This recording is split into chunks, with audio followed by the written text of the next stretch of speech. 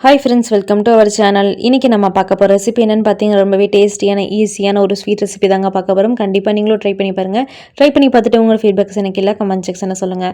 அதுக்கு முன்னாடி இது வரைக்கும் நம்ம சேனலை சப்ஸ்கிரைப் பண்ணாமல் இருந்தீங்கன்னா கீழே இருக்கிற சப்ஸ்கிரைப் பட்டனே கிளிக் பண்ணிவிட்டு மறக்காம பக்கத்தில் இருக்கிற பெல் சிம்லையும் கிளிக் பண்ணிக்கோங்க.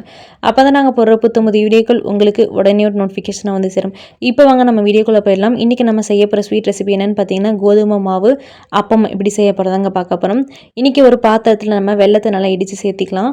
வெல்லம் நல்லா கரைஞ்சா மட்டுமே போதுங்க. இதுக்கு நமக்கு எந்த ஒரு கம்பி பதமும் தேவை கிடையாது. இப்போ ஒரு மிக்சிங் பவுலில் 1 கப் அளவு கோதுமை மாவு சேர்த்துக்கலாம். 1 பிஞ்ச் அளவு பேக்கிங் சோடா, 1 பிஞ்ச் அளவு சால்ட் சேர்த்திக்கலாங்க. இது 2 சேர்த்துனதுக்கப்புறம் நல்லா கலந்து விட்டுக்கலாம். நம்ம கோதுமை மாவுக்கு எந்த ஒரு கப்லனாலும் மெஷர்மெண்ட் எடுத்துக்கலாம். மெஷர்மெண்ட் கப்பு தான் யூஸ் பண்ணணும் கிடையாது. டம்ளர் எந்த ஒரு குட்டி பவுலில் கூட நம்ம எடுத்துக்கலாம். இப்போ நம்ம இன்றைக்கி கரைச்சி வச்சுருக்கிற வெள்ளை கரைசலை ஃபில்டர் பண்ணி சேர்த்திக்கலாங்க. ஃபில்டர் பண்ணி சேர்த்துக்கலாம். அப்போ தான் நமக்கு எந்த ஒரு கல் இருந்தாலுமே நமக்கு ஃபில்டர்லேயே நின்றுக்கும். மாவு நல்லா இந்த மாதிரி ஈவனாக நல்லா மிக்ஸ் பண்ணி விட்டுறலாங்க. மாவு ரொம்ப கட்டியாகவும் இருக்கக்கூடாது, ரொம்ப தண்ணியாகவும் இருக்கக்கூடாது. இந்த மாதிரி பதத்தில் இருந்தாலே போதுங்க. இதில் உங்களுக்கு ஏலக்காய் சேர்க்கணுன்னா நீங்கள் இந்த ஸ்டேஜில் சேர்த்துக்கலாம். இன்றைக்கி நான் ஏலக்காய் சேர்க்கலை. இந்த மாதிரி மாவை ஒரு மூடி போட்டு நல்லா ஒரு 1/2 hour மட்டும் ஊற விட்டுறலாம். இப்போ நல்லா 1/2 hour ஆயிடுச்சு, நல்லா ஊறிடுச்சு மாவு. பாருங்கள், நமக்கு மாவு ரொம்ப கட்டியாக இருந்தால் நம்ம இதில் கொஞ்சமாக தண்ணி சேர்த்துக்கலாங்க.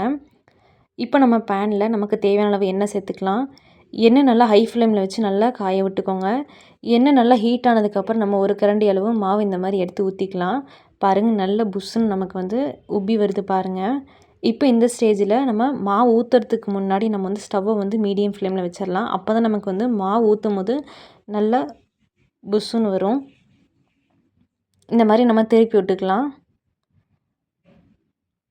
அவ்வளோதாங்க, நமக்கு அப்பம் ரெடி ஆயிடுச்சு. இந்த மாதிரி எல்லா மாவையும் நீங்கள் இதே மாதிரி ப்ராசஸில் பண்ணி எடுத்துக்கோங்க. அவ்வளோதான், ரொம்பவே ஈஸியான டேஸ்டியான ஒரு ஈவினிங் ஸ்நாக்ஸ் ரெசிபி ரெடி ஆயிடுச்சு. கண்டிப்பாக நீங்களும் ட்ரை பண்ணி பாருங்கள். ட்ரை பண்ணி பார்த்துட்டு உங்களோட ஃபீட்பேக்ஸ் எனக்கு கீழே கமெண்ட் செக்ஷனில் சொல்லுங்கள்.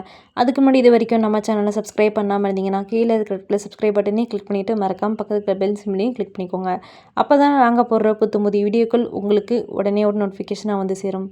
தேங்க்யூ.